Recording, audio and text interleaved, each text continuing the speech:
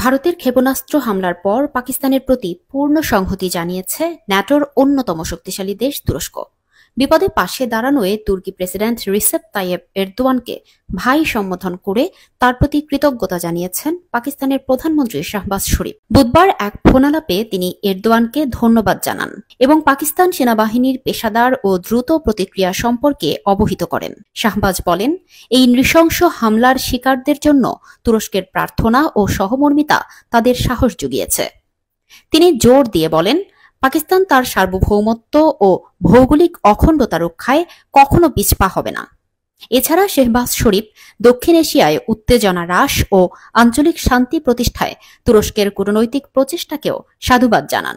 এর আগে পাকিস্তানে নিযুক্ত তুরস্কের রাষ্ট্রদূত দেশটির পররাষ্ট্রমন্ত্রী ইসহাক দারের সঙ্গে সাক্ষাতে এই সমর্থন ব্যক্ত করেন।